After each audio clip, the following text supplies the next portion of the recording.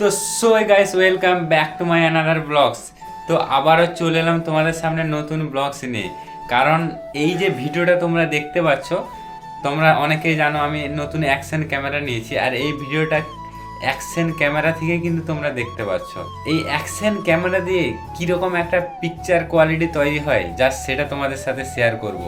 কারণ অনেকেরই স্বপ্ন অ্যাকশন ক্যামেরা কিনবে, আর এটা আমি নিয়েছি কিন্তু মোটো ব্লগিং করার জন্যে।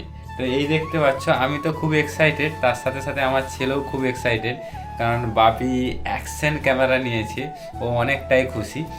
তো এটা দিয়ে কিন্তু আমি এবার ব্লগস ভিডিও বানাবো আর মোটো ব্লগিংও করব, সেটা কিন্তু তোমরা দেখতে হবে। বাট এখন যে পিকচার কোয়ালিটিটা কেমন এসেছে সেটা কিন্তু তোমরা অবশ্যই কমেন্ট করে জানো। তো আমি তো নতুন মোটামুটি কিছু সেটিংস সেট করেছি, এরপরেও কিন্তু আরও ভালো সেটিংস সেট করতে হবে, তাহলে কিন্তু পিকচার কোয়ালিটিটা আরও সুন্দর হবে।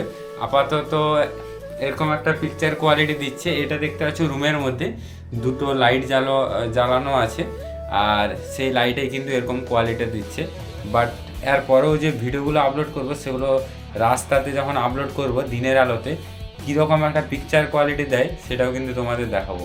তো এটা অবশ্যই তোমরা কিন্তু কমেন্ট করো কত সুন্দর একটা পিকচার কোয়ালিটি দিচ্ছে অ্যাকশন ক্যামেরা থেকে।